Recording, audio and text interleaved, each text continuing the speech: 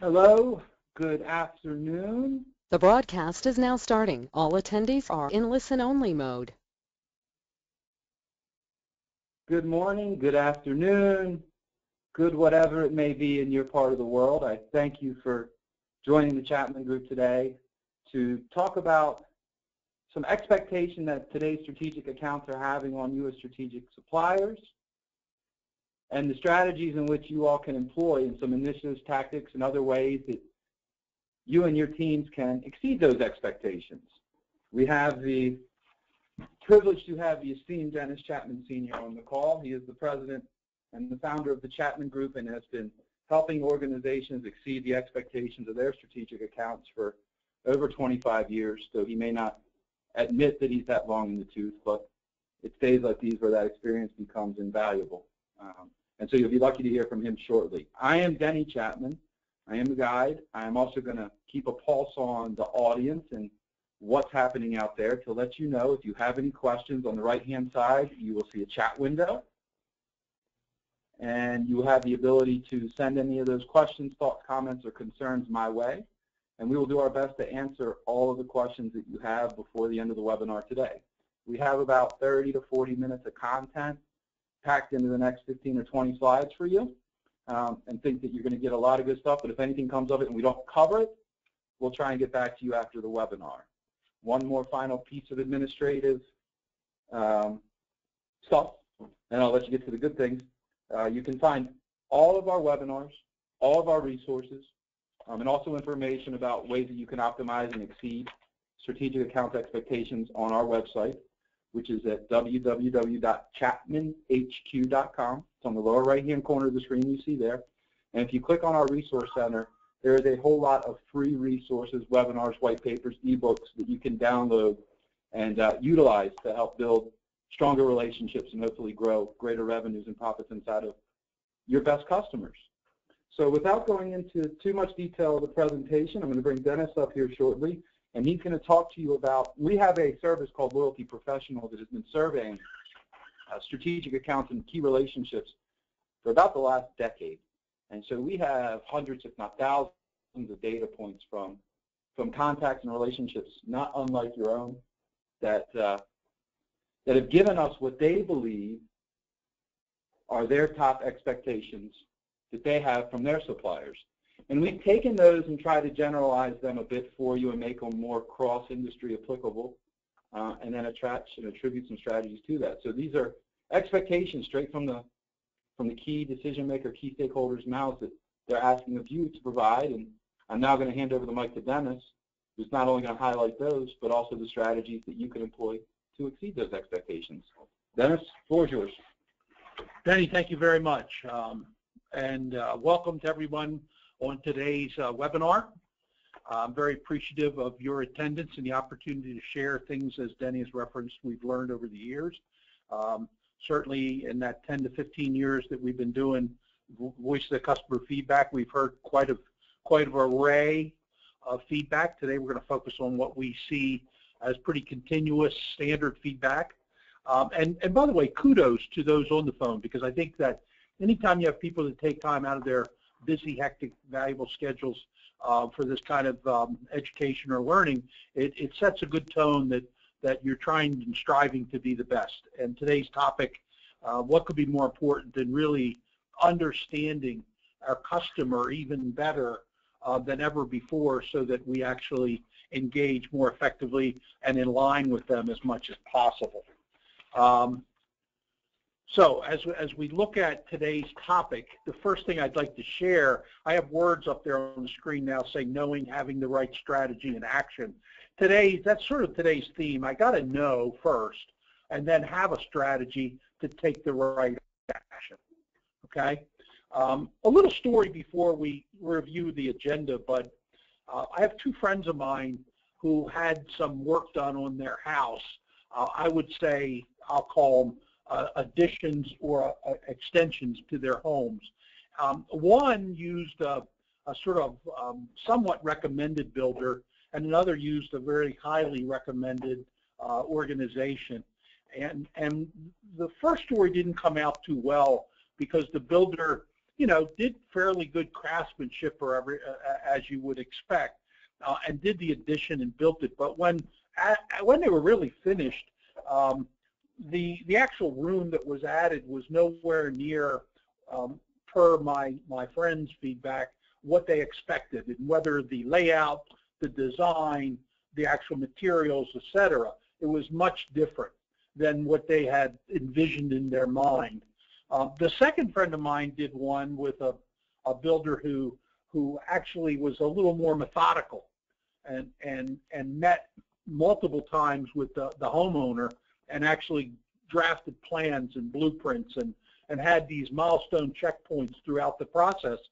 And the end product was just raved about by the customer.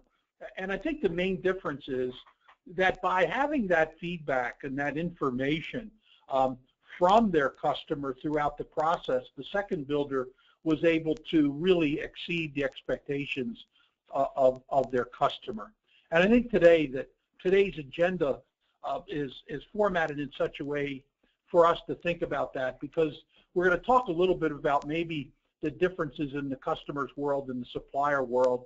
We're going to specifically talk about those expectations that we've learned, and we're going to share with you, and how to personalize and act on that feedback. And actually, we're going to deliver to you today strategies that actually can address that to enable those expectations to be met. Talk about, how some best practices around enabling this to happen in reality in your organization, and key summary points. So as I look at the two worlds that we live in today, the customer world and the supplier world, moving left to right, I could argue that these are some of the priorities that suppliers have today, and on the right side are probably some of the priorities or challenges that our customer has. And what we're starting to see is that without this congruence or alignment between the supplier and the customer worlds, suppliers in a lot of industries are losing traction. What's an indication of losing traction? More commodity buying on behalf from the customer, okay?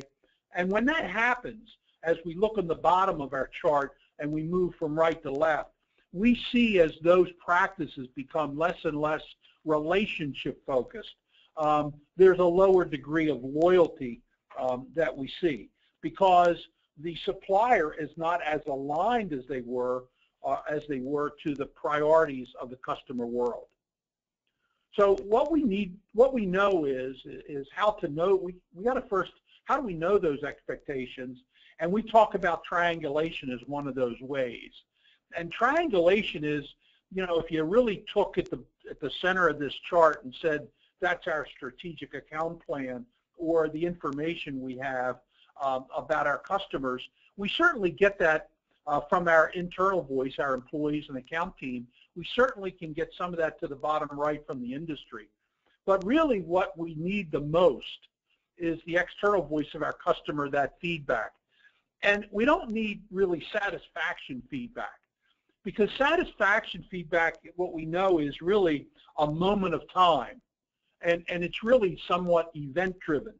What we want is feedback that helps us assess and measure the likelihood of an extended life cycle with the customer. And we would call that more relationship-oriented feedback. So today's webinar is focused on key action items that really help us key in on or feedback that to develop action items to help us extend the customer life cycle. And we think of that as relationship feedback. There were a couple very noteworthy quotes that I've come across in the last couple of years. One is by John Russell, the president of Harley. He said, the more you engage with customers, the clearer things become, and the easier it is to determine what you should be doing. Very important message there about engaging with your customers.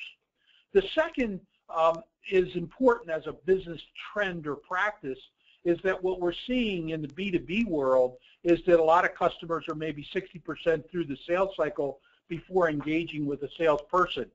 So if we don't have some milestones, some checkpoints from our customers throughout that first 60% of the cycle, we may miss the target and what their expectations are. So let's get to the little bit of the meat today. So as Denny indicated, we've got thousands, if not tens of thousands, of feedback points from our customers, for the customers of our customers. And we've tried to sort of put them in four general categories of what they've really said to our customers. They said to our customers they want them to know their business better. And we're going to dig into each one of these as far as what they mean, what strategy you should have to deal with it, and what maybe some of the initiatives and activities and impacts could be if you do that. The second common feedback we get, and these are really sort of our top four, is provide guidance and insights for future success. Even to, as you see in the sub-bullet A, tell them of upcoming issues that they're not aware of today. The third that we see is they really need help to quantify the value being delivered. They know they're getting value, they know it's helping their business, but when it really comes about, they're not really sure what the quantified economic value is, and it's becoming increasingly important for them internally to justify the relationship with their strategic supplier.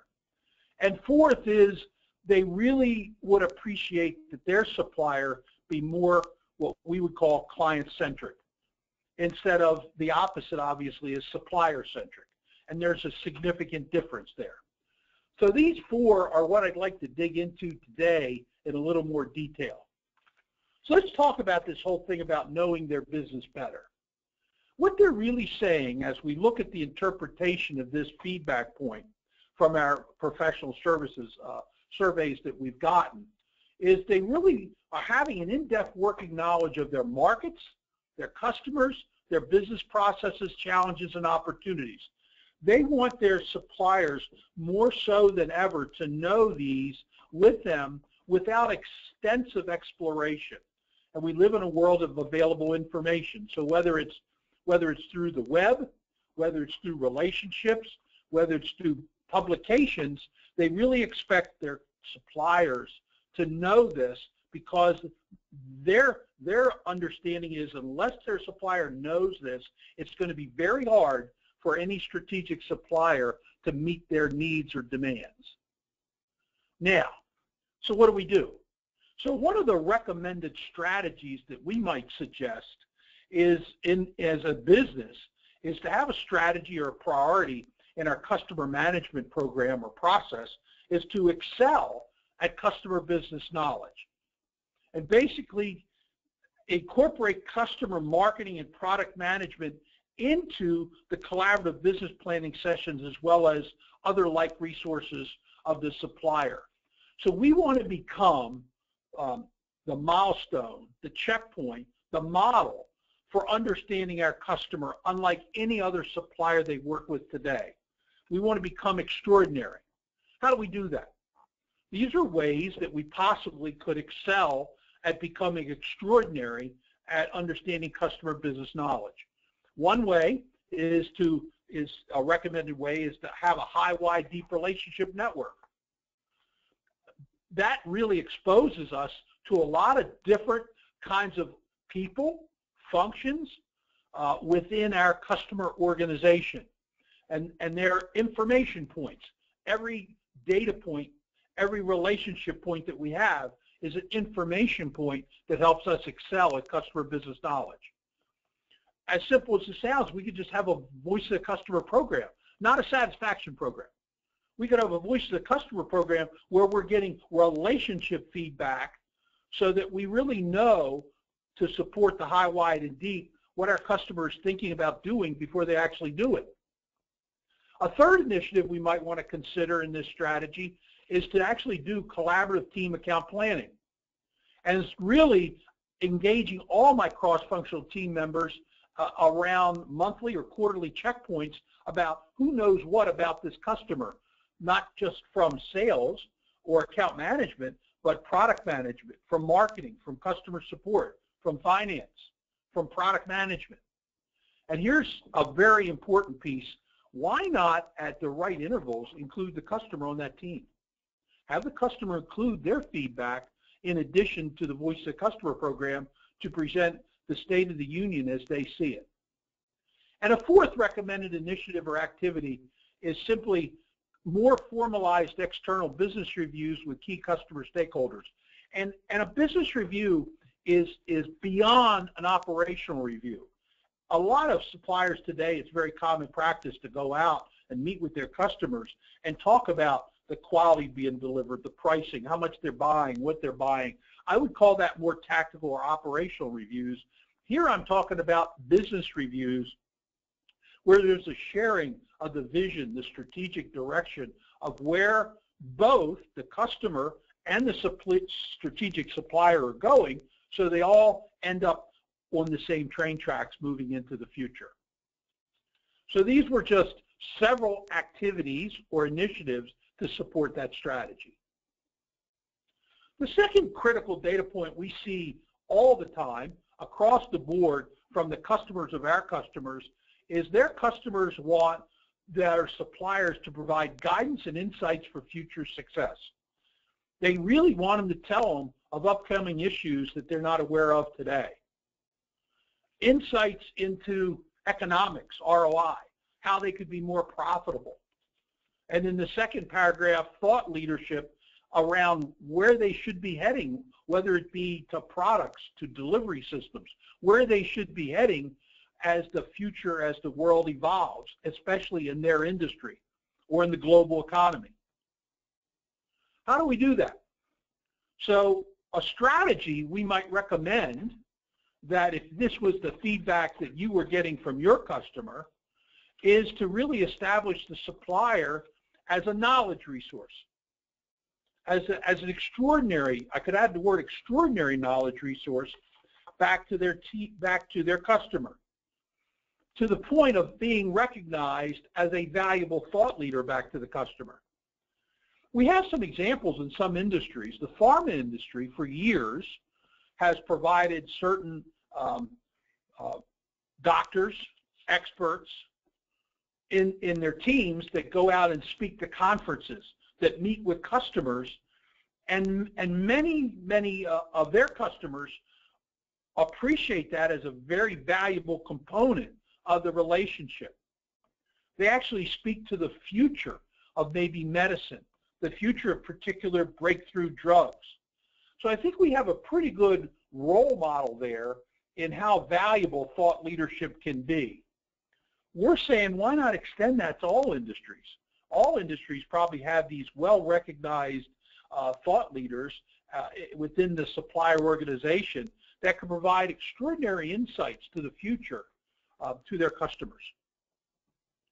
So what are some of the initiatives and activities we could do and the potential impacts of them? We could certainly assign marketing resources to top accounts. Marketing resources, we look at marketing probably two ways. One is sort of marketing from a measurement statistics standpoint, but there's also marketing from a information and knowledge versus brand. That information and knowledge that suppliers are gathering on a daily, weekly, monthly, annual basis could be very valuable. So why not put the impact of that, put those marketing resources on account teams and provide those industry facts and trends as appropriate to your customers? Why not do more effective knowledge share, case studies? You don't have to name the customers, but you can talk about the industry around how companies are succeeding, and have a direct connect of supplier and customer resources. Why not connect product managers to product managers, finance to finance, marketing to marketing? Create this collaborative workflow process for knowledge share. That really will help provide that guidance and insights for future success. Executive roundtables is another great example that we've seen out there that helps to create that impact of a forum of thought leadership where all people around this table, and maybe even diverse accounts, diverse industries, talking about challenges that they foresee in the future. There's these optional supplier-sponsored conference sessions. A lot of companies go to conferences, and we've seen one of the best practices where suppliers actually have separate venues, either in the evenings or at dinner times, where they bring in their thought leader or somebody to speak about very industry-focused events. It's a way for them to show how they're different or more valuable than other suppliers at the conference.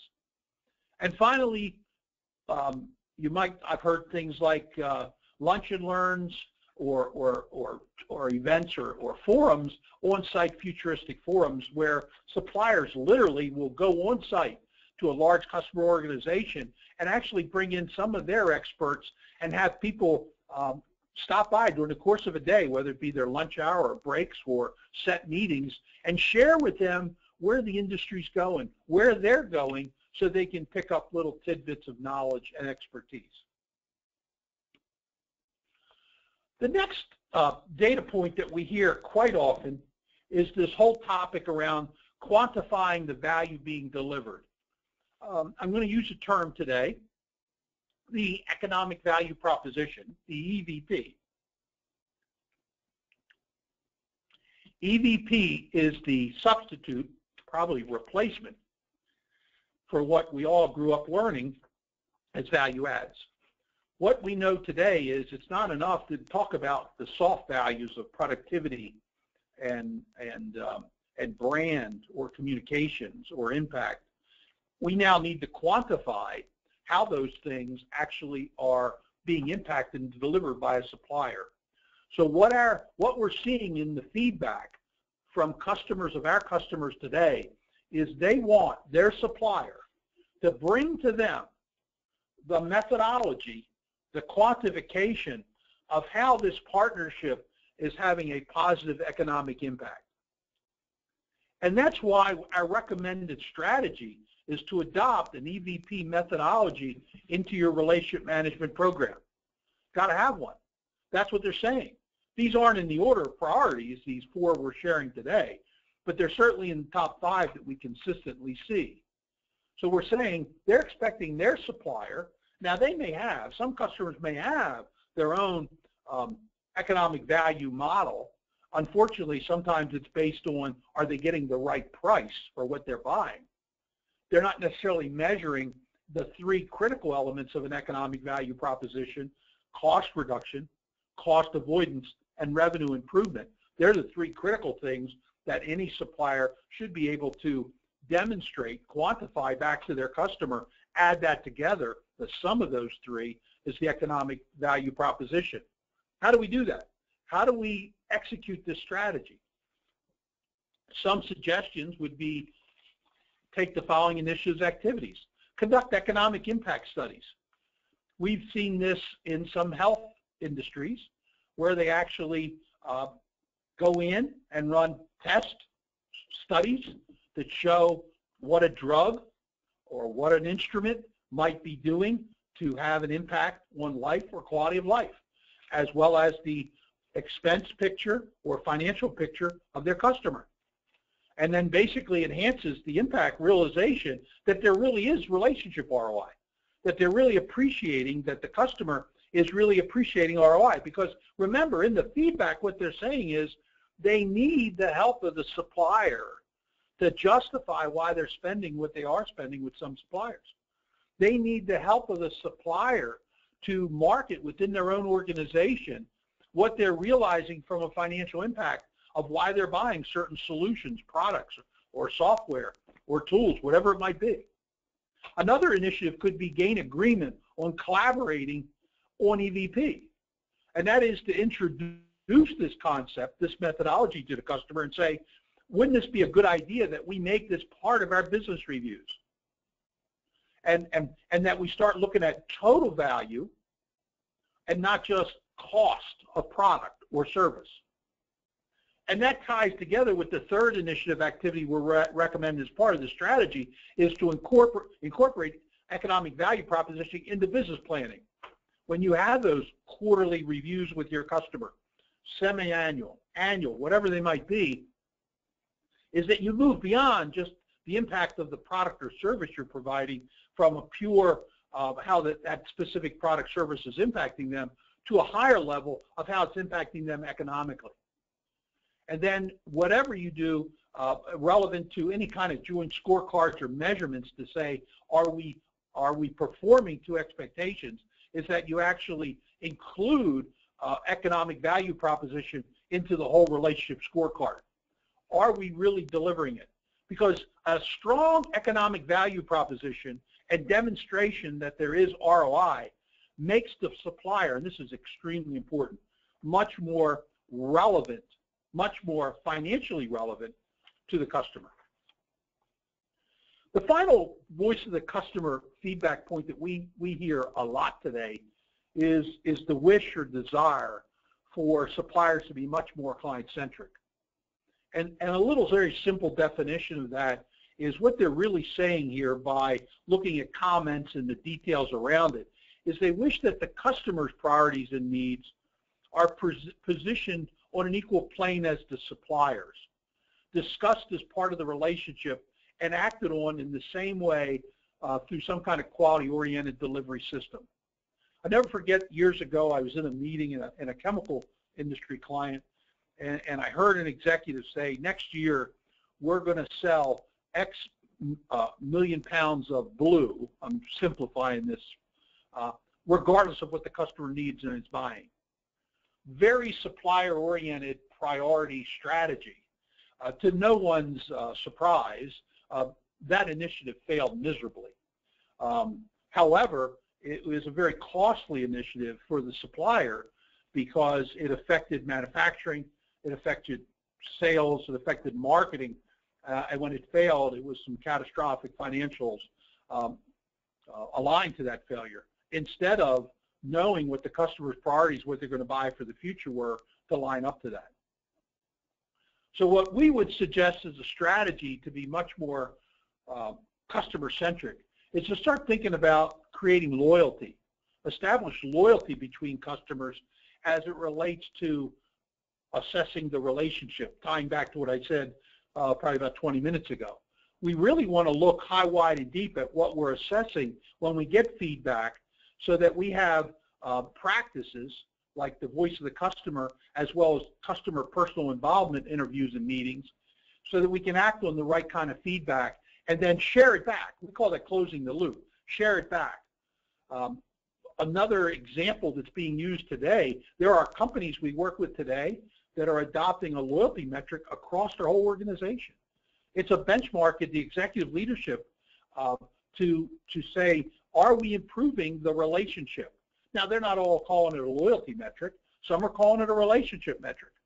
Some are still calling it, because it lives in their world, a satisfaction metric. But the difference is it's really assessing the holistic relationship between the customer and the supplier. That's what's critical. So ways to be more client-centric. First of all, one of the key ways is to have a joint initiatives plan. Make sure our plan actually involves what the customer's priorities are as well as the suppliers, and that we agree on that. And that way it enables us to act on the right priorities. The second is that all employees participate in some form of customer loyalty rewards program. Am I suggesting that everybody's annual review, assessment, or appraisal, or bonus could have some little tweak affected by how we do as an organization in our loyalty metric? I am. I think that's an important, we know that rewards motivate people. That's the impact. It points the whole organization in the right direction towards customers. And highlight customers in all meetings and communications.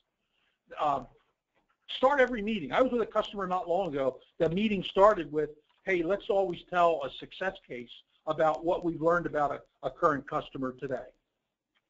And finally, establish a customer success leader. Why not on your management team? It may not be a dedicated role, but why not have one of your executives chartered with being the customer success leader so that the customer ends up having a seat at the executive table. They're represented by the executive who says, here's our loyalty index, here's what our customers are saying, here's the key feedback, and here's what's critical, and here's what we're doing about it. These are the priorities and actions we're doing as a strategic supplier to act on that. All right, so they're the four top feedback points that we're learning today. I would like to talk a little bit briefly here. Okay, so what are some things that best practices we're seeing out there, or business practices, that we could do about these things that would help these strategies that we talked about become reality. One I've made pretty clear is I've got to have a more holistic voice of the customer feedback program in my organization and turn that feedback into action and use it where I can in my team account plans, my business reviews, my external reviews, and my scorecards. So I want to embed customer feedback, relationship feedback, not just event satisfaction, into my business platform. The second, I want to maybe change the format of my business plan reviews with my customers, that they really are more of a directional vision, business direction, corporate vision, mission sharing of both the customer and supplier, and getting more information or knowledge on the table at these kind of exchanges. And by the way, make sure they involve senior leadership from both parties as well as operational leadership. So I may want to consider changing the construct of these business reviews that we have with customers today.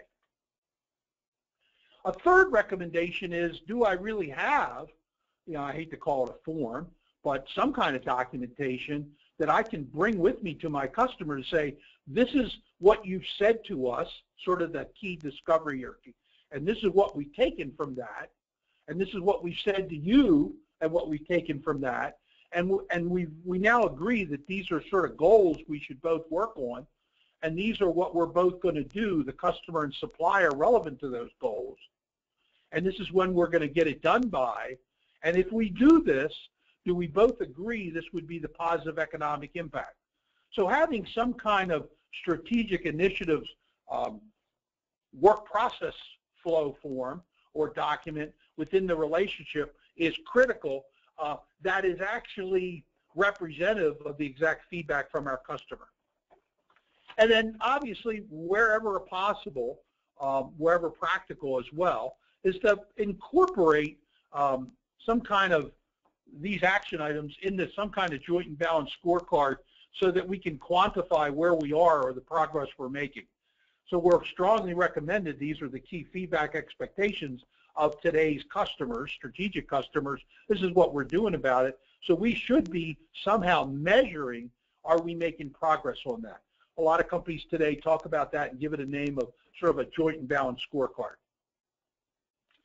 So if I summarize what we talked about today, what's very critical for us to take home with us is to know what your customers thinking, where they are and need to go. We need to know that. We need to inculcate voice of the customer into relationship management process. We need to make sure our culture is right. We got to make sure our culture is representative of putting both the customer and us as suppliers, employees, all on the same plane. We've got to be that. And by the way, when I say customer-centric, I might even include our employees at that, because quite often very engaged employees create much more engaged and highly supportive, loyal customers. This is very critical. Unfortunately, we still see out there today some voice of the customer that ends up sitting on the shelves and not being sort of transitioned or assimilated into the organization. Actions speak volumes. When we work hard at this and we get this feedback, it's got to work its way into our strategic account plan. It's got to work its way into our business action plan with our customer, and we got to do it. We got to do these things, and the customer needs to do what they need to do. And then finally, I've got to have some ongoing measurement of the relationship, because once I keep taking care of these, other possible feedback initiatives or expectations may appear. Now, certainly you may have some unique expectations of your customers. We know that. Today, I've just tried to summarize the top ones we're receiving today. Obviously, we still see things about ease of doing business, better pricing, so they're still up there. I tried to look at maybe the top 4 from more of a strategic perspective. Okay, so when it's all said and done, what the reality is we know is that when the customer and the supplier work more intimately and relevant together, that 1 + 1 can equal 4. There's very exponential improvement when that happens. And that's sort of where I'm suggesting that as we learn, and I'm keen giving you a heads up today on what some of those are, if you take these, act on it, act on some of the recommended strategies and practices and initiatives, you can in fact appreciate that 1 + 1 can work 4 for you as well. I've had a couple, again, interesting quotes over the years that sort of resonate with me and to what we talked about today. There are a lot of successful companies out there on the phone today and in the webinar, and they should be proud of that. But Bill Gates said it really well when he said, success is a lousy teacher. It seduces smart people into thinking they can't lose. Education is a never-ending process. Learning about our customer is a never-ending process. And Jack Welch, we only have 2 sources of competitive advantage: the ability to learn more about our customers faster than the competition, and the ability to turn that learning into action and profits faster than the competition. And today, I gave you 4 very critical learning points that if you were to take advantage of these, act on that, I will guarantee you that your customers will become more loyal than they are today, because these are the expectations that they're sharing with our customers that they wish that their strategic suppliers were more strongly aligned to and delivering to them on a daily, weekly, monthly, annual basis. Okay, so we have hit right around our time frame here and see if we've got a few questions, and a few questions have come in. Just as an administrative fact, and Denny will restate this, we'll be publishing this as a download. Everybody will be receiving it. We did record it, so you'll have access to it. But Denny, did we get any questions throughout the session today? I have a couple questions. Okay.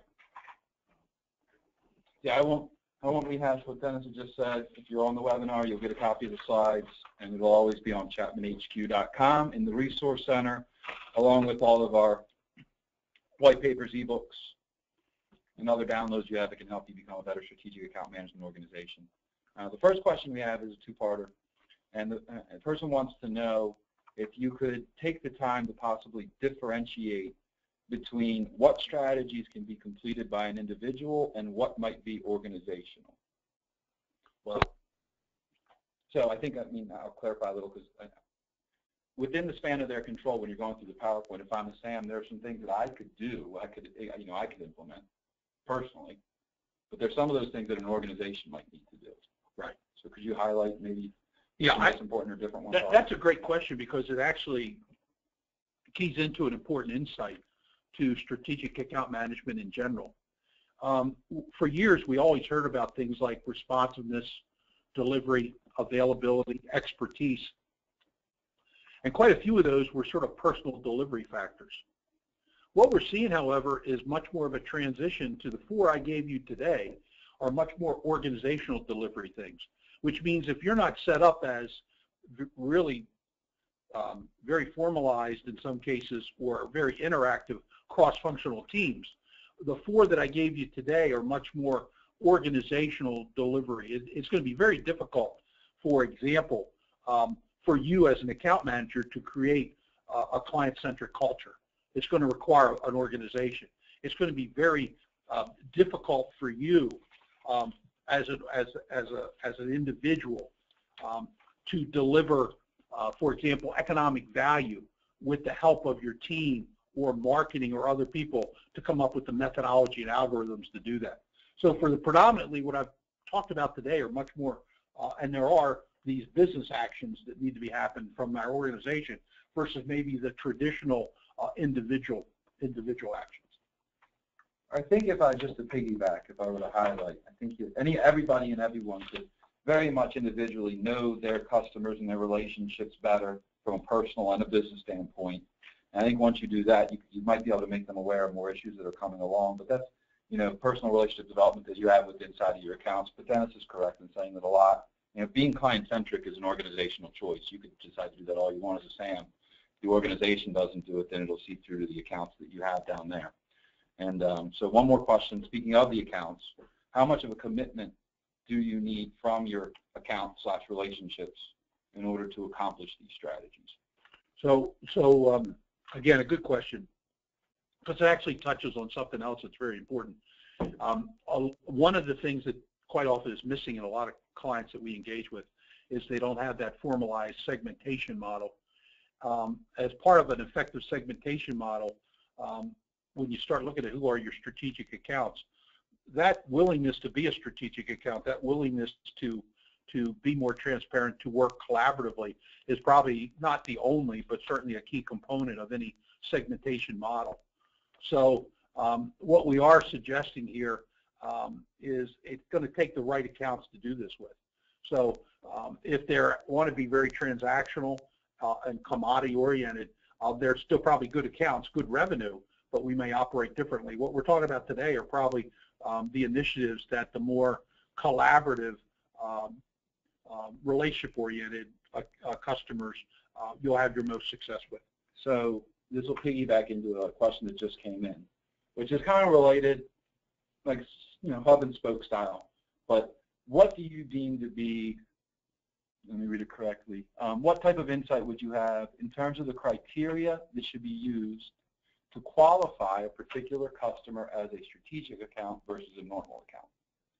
Well, that would take another webinar, but I very candidly, I mean, we do a lot of work around segmentation, but I gave you one insight, willingness to partner. I think the other is that, I'll just give you a top, but I would recommend, as Denny mentioned, there's some good downloads of white papers and previous webinars on segmentation at chapmanhq.com. I would reach in to get that, and then if that doesn't address your question, email Denny as you see up on the screen, and we'll get some information to you. But a couple other things you want to consider is quite often not just past purchases or revenue, but also futuristic revenue opportunities. The other thing you might want to, as it relates to your new products or emerging products, the other is relationships, the willingness to work with you, but also the high, wide, deep exposure to management in both parties. That's a very critical factor.